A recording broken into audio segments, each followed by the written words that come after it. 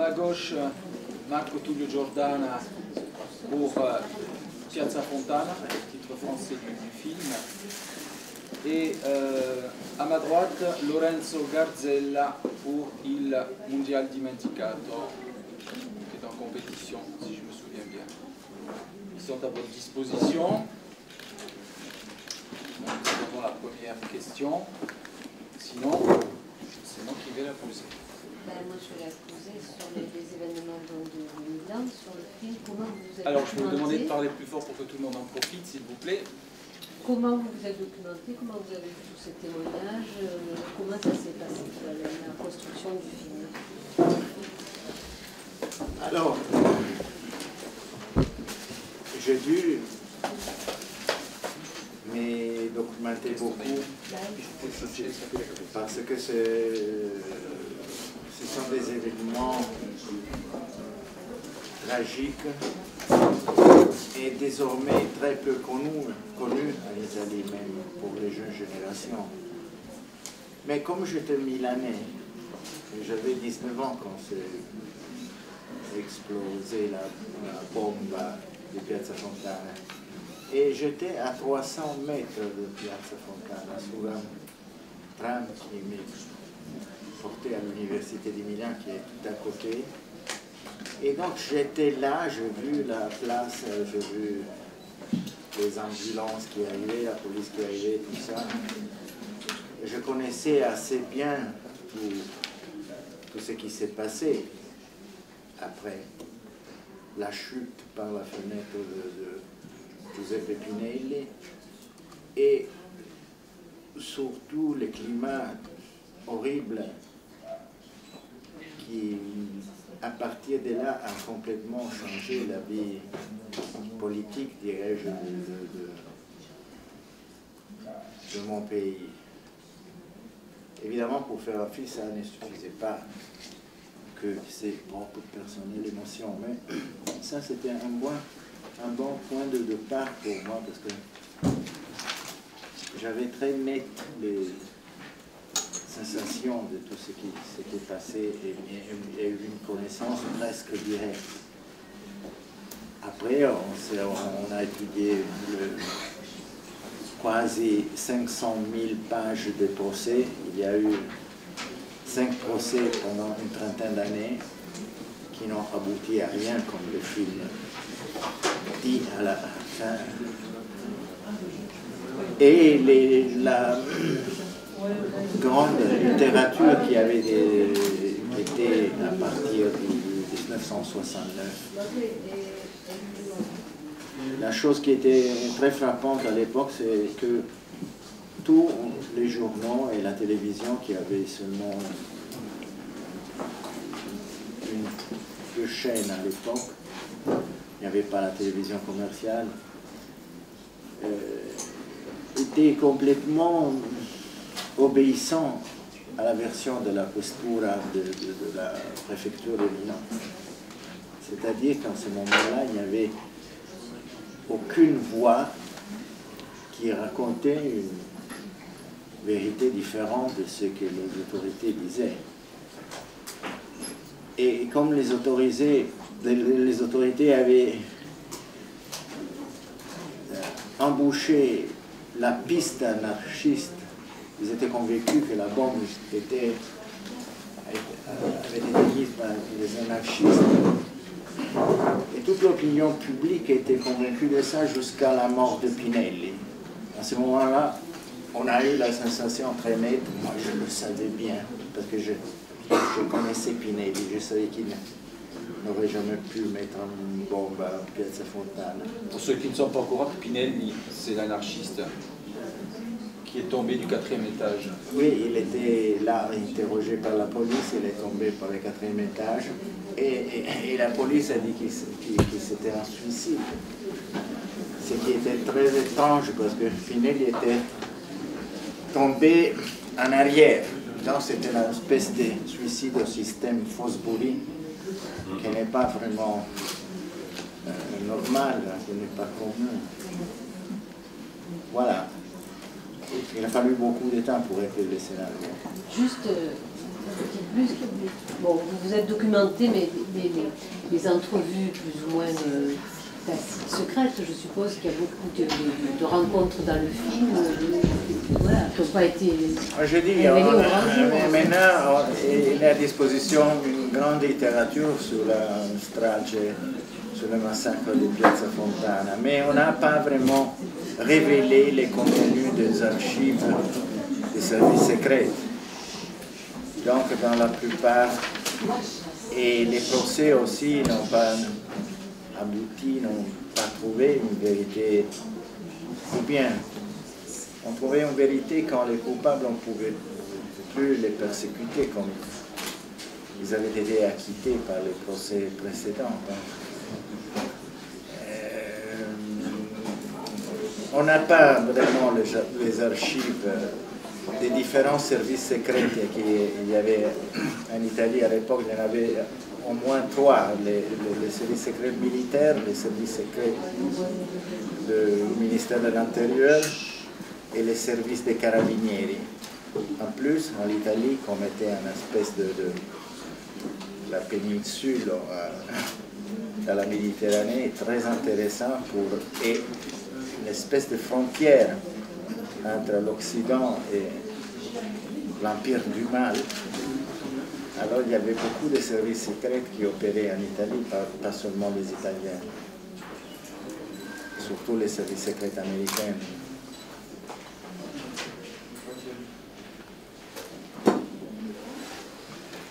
Dans la forme, vous êtes en train de nous dire qu'effectivement que ce sont des faits qui sont arrivés avérés, mais vous utilisez ce matériau comme un matériau de fiction pour faire un thriller, un polar. C'est venu naturellement ou vous aviez... Comment vous avez compris? Je me rends compte que ça peut sembler un polar. En effet, pour les jeunes Italiens qui sauraient beaucoup d'années après, ils voient le film comme si c'était un film de parfaite fiction. Et c'est drôle la réaction quand on lui dit « mais non, c'est tout vrai ». En effet, la différence entre le journalisme et le cinéma, c'est que quand on va chercher d'approfondir les personnages, et donc le film, comme je voulais faire un film et non pas une sorte de reconstruction documentaire, c'était un film des personnages. Et surtout, la chose que je voulais raconter, c'était le personnage du commissaire Calabresi, qui a, comme la version officielle de la police était la version du suicide, et comme c'était le bureau de Calabresi, tout le monde disait que Calabresi était là et qu'il était lui le responsable. Il a été tué 2 ans après et tout le monde était très content qu'on avait, par la justice officielle, une sorte de justice prolétarienne qui avait finalement frappé les coupables de la mort de Pinelli. Moi, à l'époque, je n'étais pas convaincu de ça. J'avais connu le commissaire Calabresi. Il disait qu'il n'était pas là, personne ne lui croyait, mais je pense qu'on en voit dans le film qu'il n'était pas là, il n'a pas eu le courage de dénoncer ses supérieurs. Donc personne ne pourra jamais dire ce qui s'est passé là-bas. Et moi-même, je ne peux pas la montrer honnêtement. Je n'étais pas là. Vous l'induisez néanmoins en laissant à des personnages qui sont dans les sphères du gouvernement, on peut supposer que ça vient d'eux, la mort, en tout cas, de Calabresi. Moi, c'est ça la chose que je pense. Je ne peux pas la démontrer, donc aussi l'assassinat de Calabresi, je n'ai pas voulu le montrer, parce que je ne connais pas vraiment la dynamique. Mais je pense qu'ils ne soient pas les coupables qui ont été jugés par le parquet du tribunal et qui a condamné 4 personnes. Est-ce que ça a été facile de monter un film pareil? Est-ce que vous avez eu des difficultés pour des pressions? Ou est-ce qu'on se demande si vous-même vous n'êtes pas Moi, je n'ai pas eu de vraies difficultés, mais si vous posez la question à mon producteur, je pense que la réponse sera complètement différente. Mais il m'a protégé, il ne m'a jamais dit « Ah bon, merci un peu. » Oui. C'était très difficile de trouver l'argent. En effet, on a pu faire ce film parce que on a eu une coproduction avec la France. C'était très difficile d'avoir l'argent de la télévision italienne. En effet, il y avait encore les fascistes au gouvernement. Oui, non, parce que vous accusez quand même quelque part des gens qui sont encore là, qui existent encore. Oui, oui. Est-ce que vous-même, vous n'avez pas eu des menaces? Ils sont déguisés en ministres. Ils ne veulent pas qu'on lui rappelle ce qui était à l'époque. Je ne peux pas les accuser directement, ce ne sont pas les mêmes personnes, mais c'est l'idéologie. En effet, ce qu'on voulait, ce n'était pas...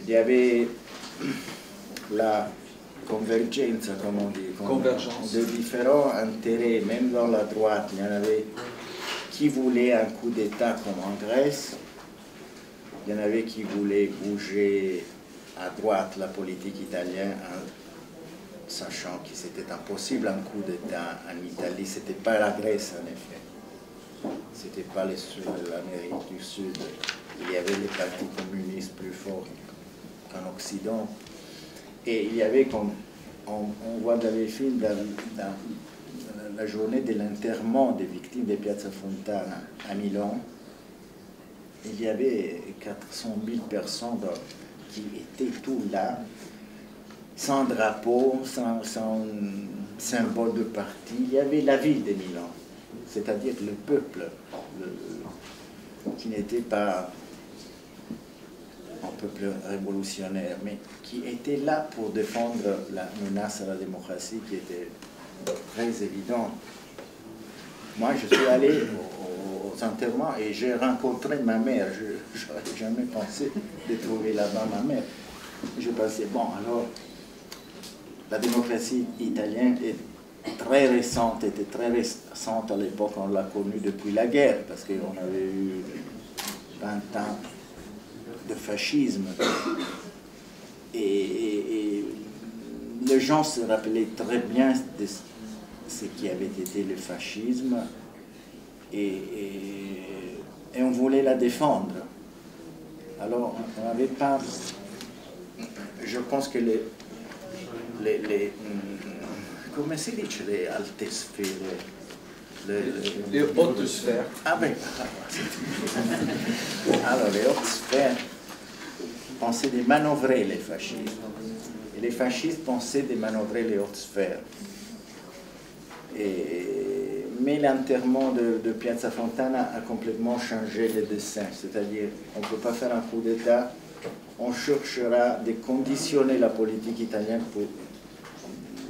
pour la spingere, pour pousser à une politique de droite. Ce qui voulait dire, il y avait été 68, les revendications des ouvriers dans l'automne qu'on appelait en Italie automne chaud du 69, c'était ça qu'on voulait bloquer, c'est-à-dire ce qui s'est passé dans tout le monde, dans tous les pays d'Europe et en Amérique et aussi en Asie. On peut dire que c'était un moment dans lequel, dans tout le monde, les jeunes gens voulaient affirmer des droits. Les femmes et tout ça, ça est arrivé après ça. Évidemment, ça disturbait beaucoup l'équilibre.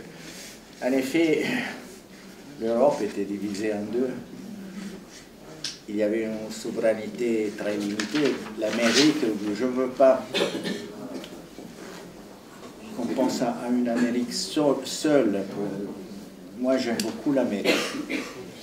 Mais j'aime pas l'Amérique de Nixon et de Kissinger. J'aime l'Amérique de John Ford. Quand on pense à l'Amérique, on pense souvent seulement à une Amérique. Mais dans ces périodes-là, la politique américaine, c'était l'affirmation de la souveraineté limitée. Si dice sovranità limitata. Un souverain, oui. Souveraineté limitée. Si. Comment avez-vous choisi vos acteurs? Est-ce que ça a été facile? Est-ce que vous aviez déjà en tête C'était très difficile. Très difficile. Pas vraiment pour les acteurs de ma génération, c'est-à-dire les gens qui ont connu cette époque-là, mais pour les jeunes acteurs qui maintenant ont 30 ans, 40 ans, qui sont nés après Piazza Fontana, de leur expliquer qu'il fallait une sorte d'innocence dans le regard que personne ne peut plus avoir en Italie. C'est-à-dire que la Piazza Fontana a démontré qu'il n'y avait pas une vraie démocratie en Italie. Et surtout qu'il y avait des secteurs de l'État qui étaient prêts à tuer des gens. Et donc c'est écraser le contrat social avec l'autorité, avec tout ça. Il y avait été des luttes politiques dans les années 50, bien sûr, et aussi des conflits entre la police, les ouvriers et les paysans, mais jamais le terrorisme. Le terrorisme a commencé en Italie après Piazza Fontana, comme réaction à Piazza Fontana. C'est-à-dire que beaucoup de jeunes gens pensaient, bon, si l'État est prêt à tuer, alors il faut s'armer. Et je pense que qu'il n'y aura pas eu de terrorisme sans Piazza Fontana. Et beaucoup de gens pensent en Italie que le terrorisme est un phénomène, une dégénération de la gauche. Oui, et une dégénération de la gauche est une réponse dégénérée au massacre de Piazza Fontana et à l'idée que l'État est un État terroriste. Je dis ça pas pour justifier le terrorisme, évidemment, mais pour dire que si on veut reconstruire une vérité historique, il faut comprendre ça. Il y a beaucoup de gens, de jeunes gens qui pensent que la bombe de Piazza Fontana a été posée par les Brigades Rouges. Et c'est pas vrai. C'était pas vraiment bien les Brigades Rouges, mais c'était pas eux qui avaient mis la bombe de Piazza Fontana. Alors, il y avait déjà l'alluvione di Firenze, il y avait Falcone, il y en avait assez de... C'est ce qu'on fait en passant justement, ce qu'a fait le réalisateur de... J'ai un petit trou, du film cet après-midi, les trois allumés qui pensent que l'Italie... Il prime della lista. Je crois qu'il y a un moment où on voit l'enterrement. Si je ne me trompe pas dans le film, très rapidement. Il prime della lista. Voilà, on voit justement l'enterrement Piazza Duomo à Milan. I primi della lista, c'est un exemple très réussi,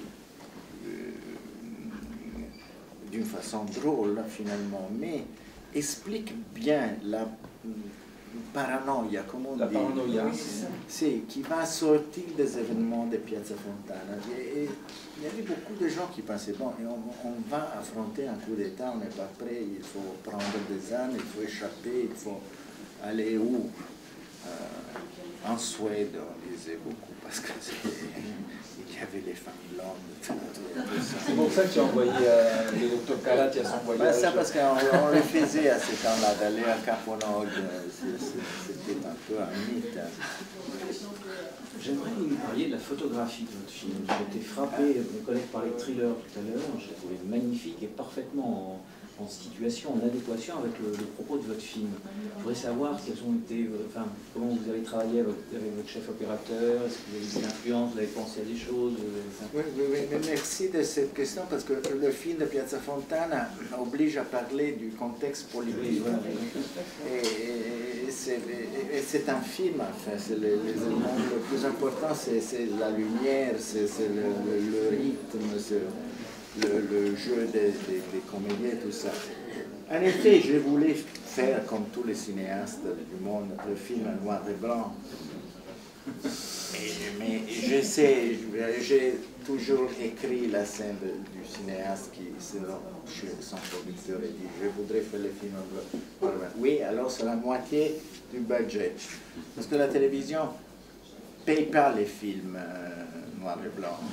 Mais les distributeurs aussi, il faut être des cinéastes bien affirmés pour se permettre un film noir et blanc, au moins en Italie, ou bien faire des tout petits films.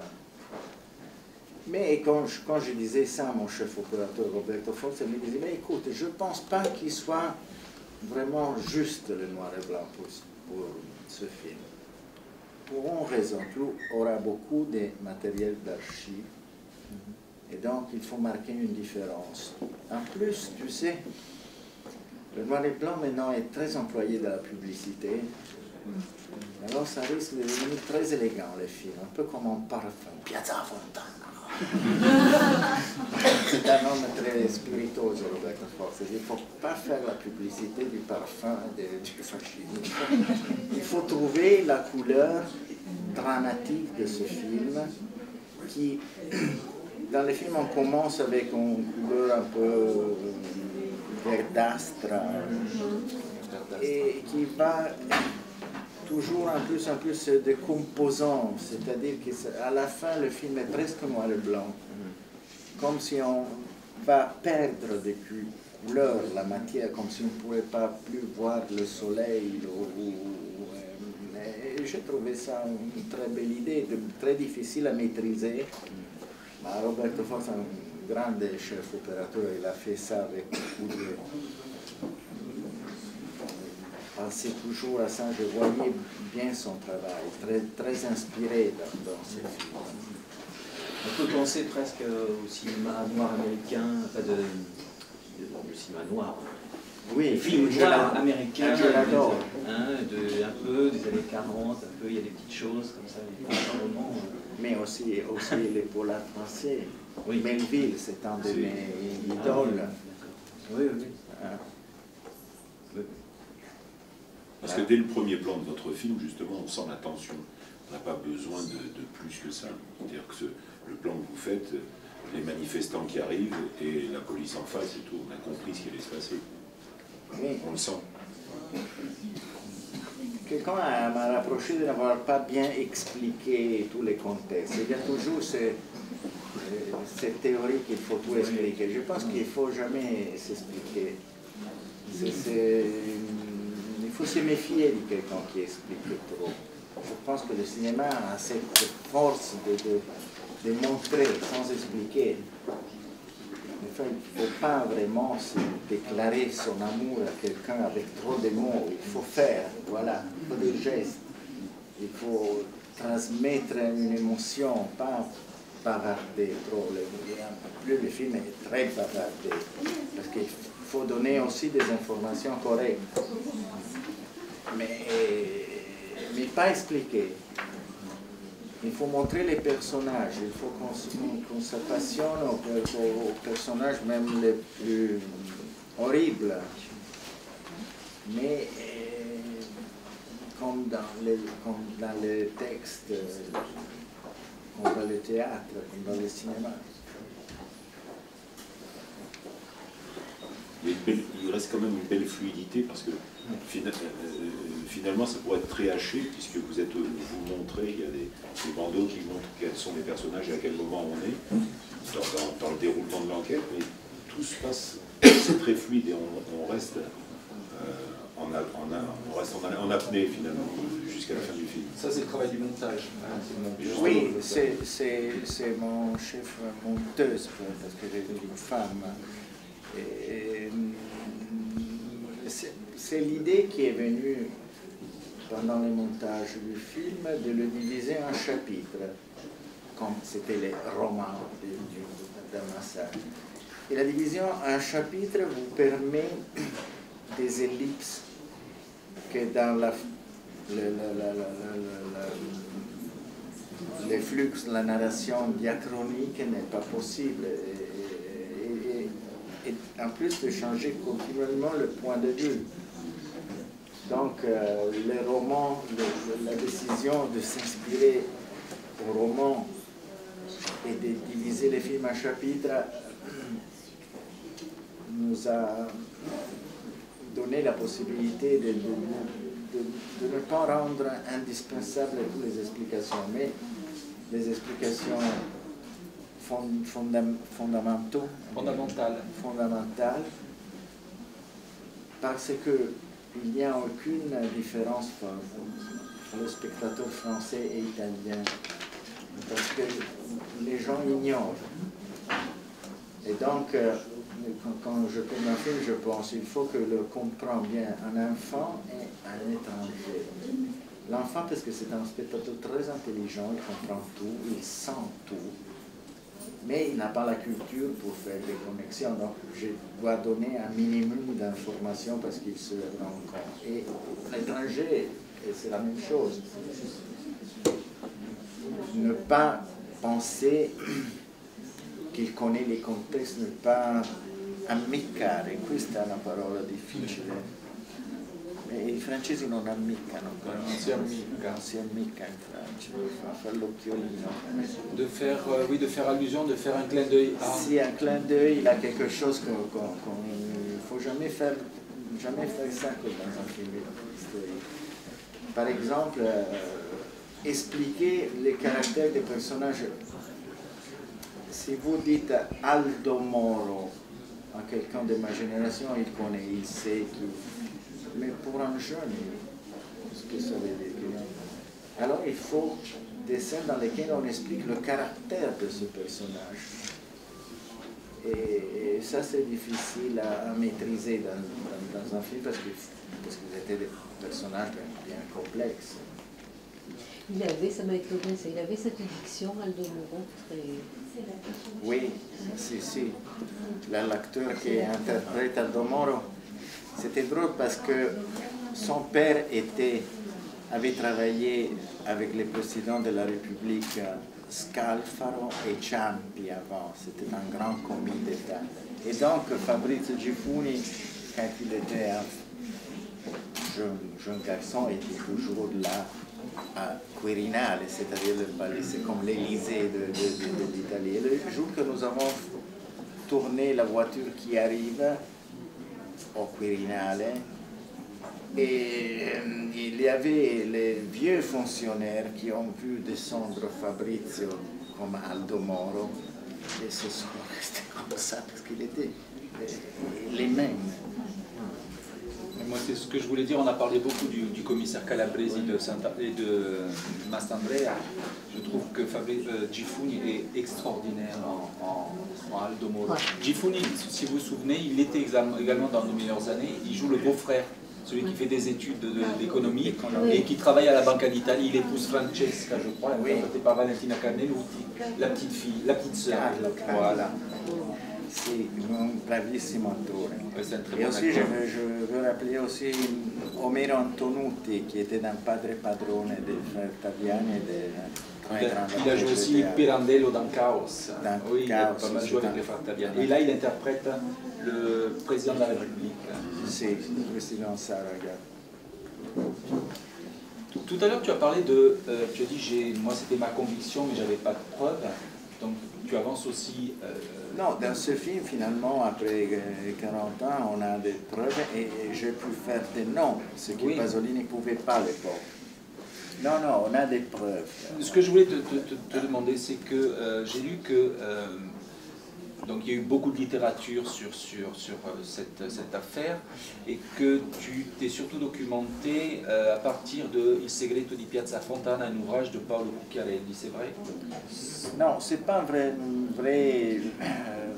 parce que c'est un livre De 800 pages. Oui, j'ai lu. Tu lis? Non, je l'ai lu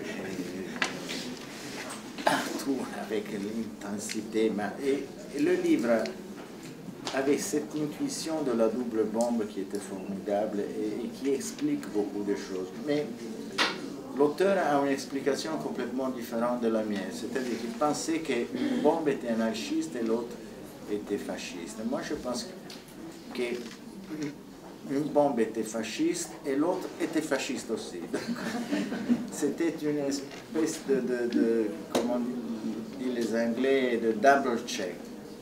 Et je pense ça parce que dans l'été, dans le printemps du 69 et l'été du 69, les fascistes, Freda et Ventura, et ça a été reconnu par un procès et ils ont été condamnés, avaient posé les bombes à Milan, à la Fiera Campionaria, à la foire et à la gare centrale de Milan et sur les trains.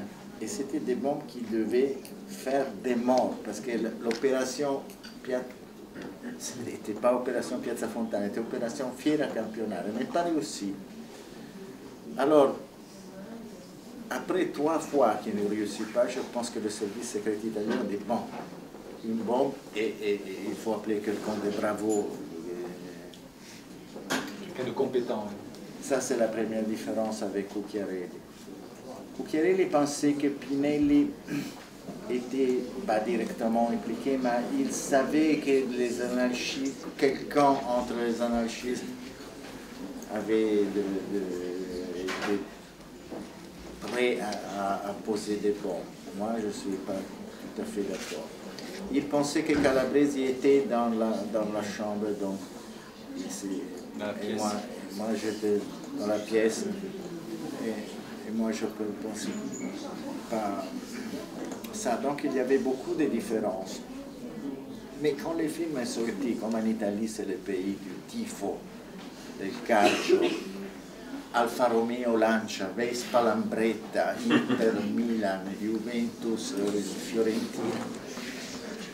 Alors ils ont pensé que j'avais décoré les livres de Cucchiarelli.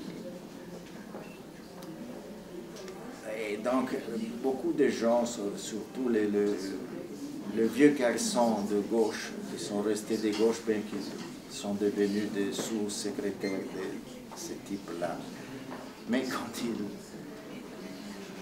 on lui rappelle le 68, il redevient des militants du 68. Alors,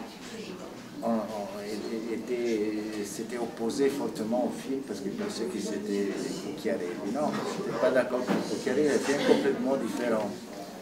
Mais je voulais défendre le droit de Cucchiarelli de dire des choses avec lesquelles moi je ne suis pas d'accord.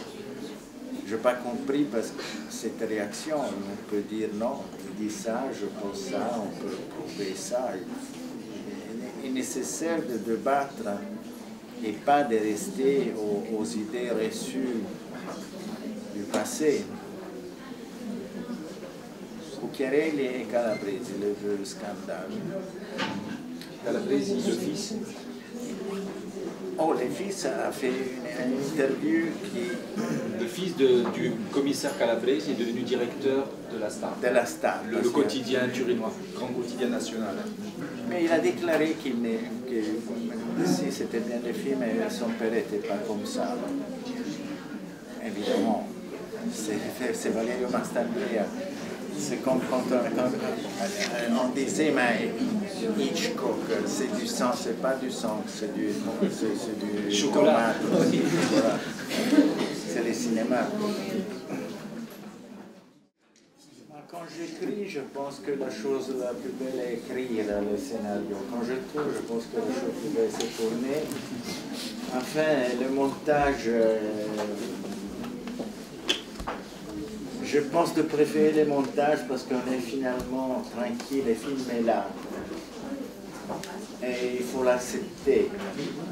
Quand on écrit un film, comme disait Lorenzo, on peut l'imaginer. Et quand on tourne, on va le rimpicciolire. On va le rendre plus petit. Et finalement, au montage, on l'affronte sans plus la responsabilité de gâcher. On peut seulement améliorer un film quand il arrive au montage. Si vous avez des collaborateurs bravi, évidemment. Mais il n'y a pas l'angoisse, la fretta, la pression du tournage. Je m'amuse pendant le tournage, mais c'est très fatigant. Je crois qu'il y a une question. Je crois que ça sera la dernière. Je voulais vous demander, suite au film Piazza Fontana, je voulais vous demander, suite à ce film, est-ce que vous avez eu derrière des pressions après, parce que vous avez raconté l'histoire des menaces, parce que vous avez osé montrer ce qui s'est passé et raconter l'histoire et essayer de faire comprendre que vous avez analysé ce qui s'est passé, l'histoire. Et est-ce que derrière vous avez eu des pressions après cette sortie et ce qu'on vous a dit, vous n'aviez pas à l'exprimer Non, je ne peux pas dire ça. C'était très compliqué parce que chaque page du scénario, il y avait derrière mon producteur un plateau d'avocats qui était là pour dire ça, on ne peut pas les dire ça toute prochaine chose, je dis parce qu'on risque une cause, un procès. Mais quand je tournais, je faisais comme je voulais, j'écris, c'est que voulaient les avocats. Et ils ont vu le film, ils ont dit, bon, c'est pas possible d'avoir une cause, un procès, donc il n'y a pas eu de réaction Pas d'intimidation. Non. Après, il n'y a plus de réaction des gens mis en cause, des mouvements politiques mis en cause.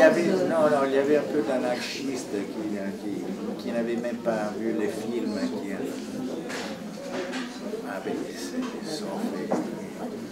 mais c'était des réactions normales, c'est-à-dire que quand il n'est pas d'accord, qu'il exprimait, les journaux ont beaucoup parlé du film, même trop peut-être. Et ça c'était bien pour la publicité, mais pas de menace, non, je ne peux pas dire ça. Merci. Merci. Merci.